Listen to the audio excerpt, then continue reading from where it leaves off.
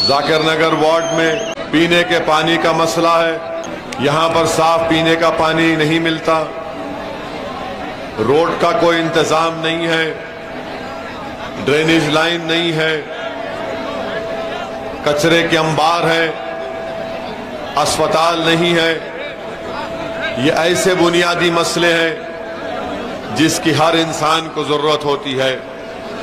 अफसोस की बात तो यह है कि 3 बार का कॉरपोरेटर कांग्रेस का रहा, नहीं मालूम उन्होंने कुछ काम किया या नहीं किया, मगर हकीकत यह है कि उन्होंने सिर्फ कामयाबी के बाद यहाँ के राय दहिंदगान को, यहाँ के इस वार्ड के रहने वाले बाशिंदों को, उनको भुला दिया, उनकी तकालीफ को भुला दिया।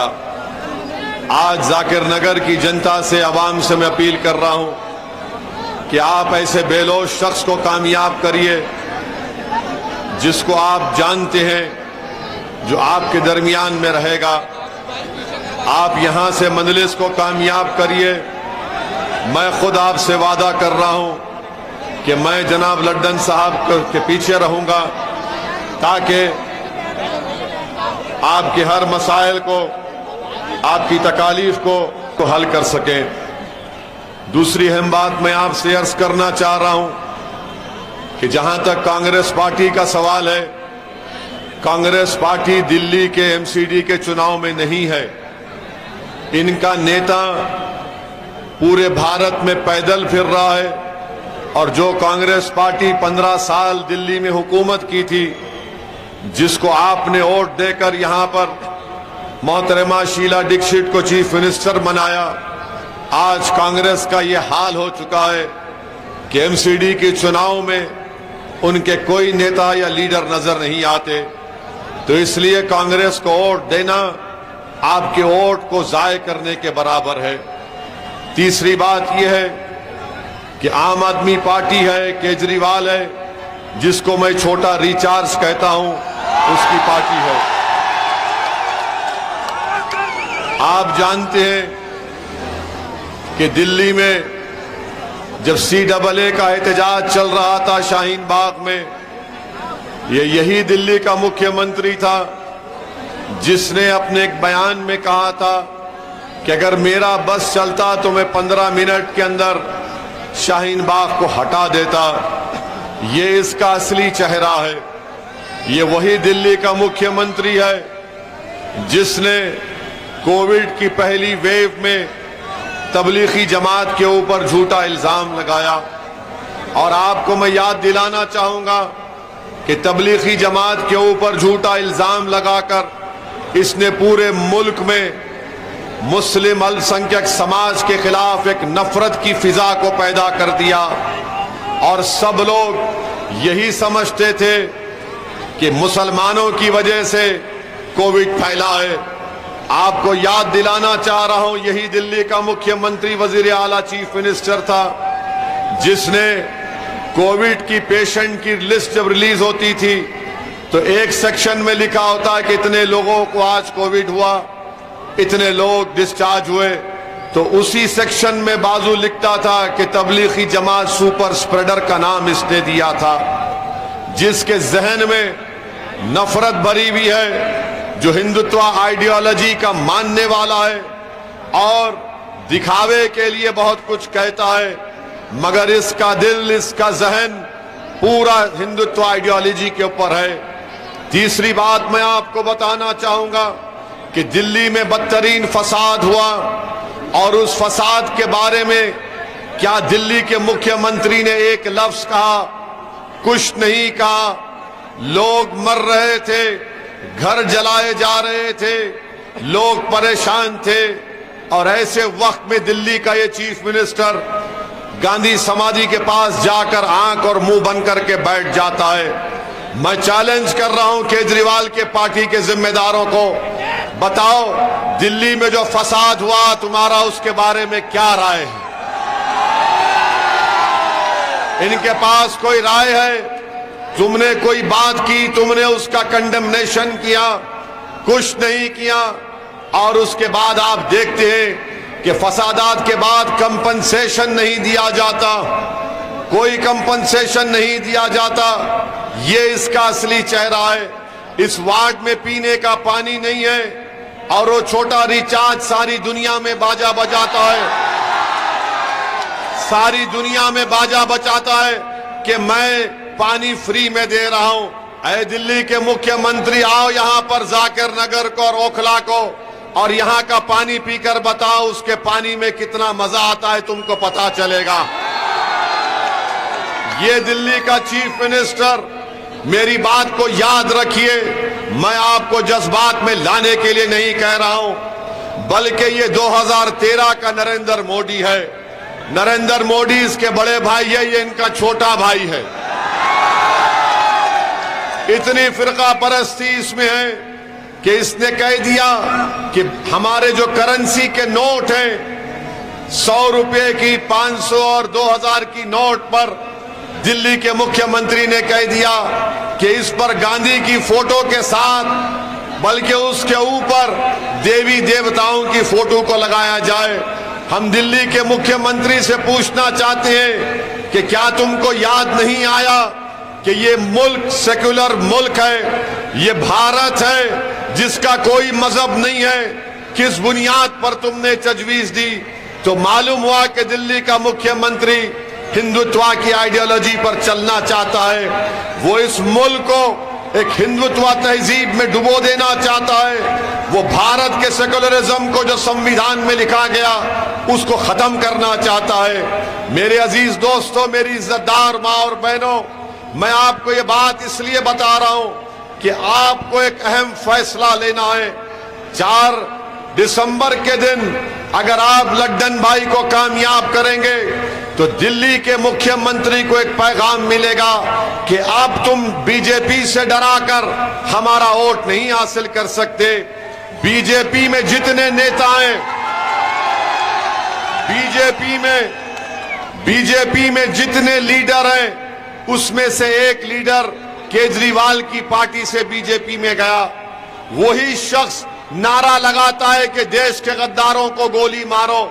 क्या आपने कभी सुना दिल्ली के मुख्यमंत्री के जबान से कि वो उस नारे के खिलाफ कुछ कहता है? कुछ नहीं कहता है ये। क्या तुम पूछिए, ये केजरीवाल की पार्टी से पूछिए कि बिल्किस बानो पर तुम्हारी राय क्या है। बिल्किस बानो के ऊपर कुछ नहीं कहेंगे। बिल्किस बानो के बारे में दिल्ली के डिप्टी चीफ मिनिस्टर से मीडिया ने पूछा तो उन्होंने कहा कि हम बिल्किस बानो की बात नहीं करेंगे, हम स्कूल की बात करेंगे। अरे अगर बिल्किस बानो की बेटी जिंदा होती, जिसको उसकी मां के सामने उसका रेप, अस्मत रेजी करके अपनी बेटी का कत्ल कर दिया गया, अगर बिल्किस की बेटी जिंदा होती तो शायद उसकी बेटी आज जामिया यूनिवर्सिटी में पढ़ती होगी। मगर केजरीवाल और उसकी पार्टी बिल्किस के ऊपर बात नहीं करेंगे। पूछो ये केजरीवाल की पार्टी से और खुद उससे पूछिए कि यूनिफॉर्म सिविल कोड के बारे में तुम्हारी क्या राय है। यूनिफॉर्म सिविल कोड के बारे में कुछ नहीं कहेंगे। तो मेरे अजीज दोस्तों, मेरी इज्जतदार माँ और बहनों, ये लड़ाई इस चीज की भी होनी चाहिए कि क्या हम दिल्ली के मुख्यमंत्री को, जो हिंदुत्व आइडियोलॉजी का खुला सपोर्टर है, वो आइडियोलॉजी जो सावरकर ने लिखी उसको मानता है, इस देश को एक थ्योरेटिक कंट्री बनाना चाहता है, क्या आप ऐसी पार्टी को वोट देंगे या फिर ऐसे शख्स का साथ देंगे जिसने इस वार्ड में अपनी खिदमात का एक रिकॉर्ड अंजाम दिया? आज आपसे मैं अपील करने आया हूं कि एक मर्तबा लड्डन भाई को आप अपनी मोहब्बत और इज्जत से नवाजिए। मैं गारंटी के साथ कह सकता हूं कि इंशाअल्लाह ताला जो तकालीफ आपके हैं वो तकालीफ खत्म होंगे। जेल में शिफाउर रहमान है, पूछिए ये केजरीवाल से कि बताओ शिफाउर रहमान के बारे में तुम्हारी राय क्या है, कुछ नहीं बोलेगा। पूछिए इस मुख्यमंत्री से, पूछिए कि क्या तुम खालिद सैफी को जानते हो? वो खालिद सैफी जिसकी बीवी, जिसकी पत्नी रो रो कर वीडियो जारी करती है कि मेरा शौहर खालिद सैफी जेल में मर जाएगा, बीमार है, उसका इलाज नहीं हो रहा है। तो ये केजरीवाल का मंत्री ईडी के कस्टडी में जेल को जाता है और जेल में बैठकर इसके हाथ और पैर को तेल लगाकर इसकी मसाज किया जाता है। सोचो आप कि आपने ये केजरीवाल का साथ दिया। एक तरफ हमारा भाई खालिद सैफी है जिसकी बीवी तड़प रही है अपने शौहर के लिए, तो दूसरी तरफ केजरीवाल का मिनिस्टर है जो जेल में बैठा है और उसको पूरी सहूलतें मिल रही हैं। बताओ अजीज दोस्तों और बुजुर्गों, ये खुली नाइंसाफी नहीं है तो क्या है? इसीलिए आपको इन तमाम नाइंसाफियों के खिलाफ मुत्तहिद होकर आपको जवाब देना पड़ेगा। और जवाब हम सिर्फ नारे लगाकर नहीं दे सकते, जवाब हम सिर्फ जज्बाती तकारीर से नहीं दे सकते, बल्कि मैं जाकिर नगर की आवाम से अपील कर रहा हूं। आपने देखा कि पार्लियामेंट में जब CAA का कानून लाया गया था तो मैं और इम्तियाज जलील साहब ने भाजपा के 300 एमपीओं के सामने मोदी और अमित शाह की आंख में आंख डालकर हमने कहा यह कानून काला है और उस कानून को फाड़ दिया। आपने देखा कि ट्रिपल तलाक का कानून 3 मरतबा नरेंद्र मोदी की हुकूमत ने लाया। 3 मरतबा हमने दलाइल के साथ उस कानून को कहा कि यह खवातीन और महिलाओं के खिलाफ है। आपने देखा कि UAPA का कानून अमित शाह जुलाई 2019 में लेकर आते हैं और ऐसा गंदा अमेंडमेंट लेकर आया कि दिल्ली में NIA का कोई भी इंस्पेक्टर किसी भी जगह पर बैठे एक शख्स को टेररिस्ट का ऐलान कर सकता है, उसको टेररिस्ट घोषित कर सकता है। कौन उस UAPA के अमेंडमेंट कानून के खिलाफ बोला? पूछो ये केजरीवाल से, क्या इसने UAPA कानून का साथ नहीं दिया? आज उसी UAPA के कानून में खालिद सैफी जेल में सड़ रहा है, कई नौजवान बच्चे और बच्चियां जेल में सड़ रही हैं। पूछो ये कांग्रेस पार्टी से, यही कांग्रेस पार्टी ने UAPA के अमेंडमेंट बिल का अमित शाह के लाए हुए कानून का लोकसभा में सपोर्ट किया। किसने उस कानून की खिलाफ वर्जी की? किसने उस कानून के खिलाफ वोट दिया? तो नाम आएगा असदुद्दीन ओवैसी का और इम्तियाज जलील का। मेरे अजीज दोस्तों और बुजुर्गों, हर मसले पर हिजाब का मसला उठा कर्नाटका में सबसे पहले उसकी ताईद में बोलने वाले का नाम मजलिस इत्तेहादुल मुस्लिमीन है।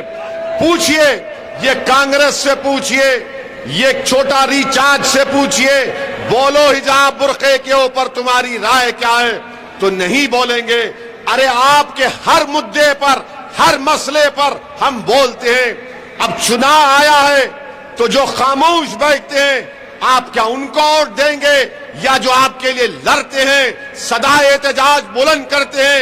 याद रखिए, वोट देना तो आपका काम है, मगर अगर आप खामोश रहने वालों को वोट देंगे तो खुदा ना खास्ता ऐसा वक्त ना आ जाए कि हम तमाम को ये लोग खामोश कर देंगे। यकीनन भाजपा को हराइए, मोदी को हराइए। हमारी भी ख्वाहिश ये है कि बीजेपी हारे, मगर बीजेपी क्यों जीत रही है? बीजेपी क्यों जीत रही है? बीजेपी इसलिए जीत रही है क्योंकि कांग्रेस और केजरीवाल नरेंद्र मोदी के नक्शे कदम पर चलते हुए भारत की सियासत से मुसलमानों को गायब कर दिया। आज न केजरीवाल के पास उसकी जबान पर मुसलमान का नाम आता, न कांग्रेस के पास लफ्ज मुस्लिम आता है। बताओ आप फिर क्या करने वाले हैं? आप याद रखिए, हम हर बार एक महीने का एहतजाज नहीं कर सकते। सियासी ताकत के जरिए हम तब्दीली पैदा कर सकते हैं। इख्तिदार किसी के पास चला जाए, मगर आपका नुमाइंदा होना जरूरी है। आज आपको लड़ने वालों की जरूरत है, आज आपको अपनी आवाज को उठाने की जरूरत है। बताइए कौन है आपकी आवाज? क्या केजरीवाल तुम्हारी आवाज है? क्या ये छोटा रिचार्ज तुम्हारी आवाज है?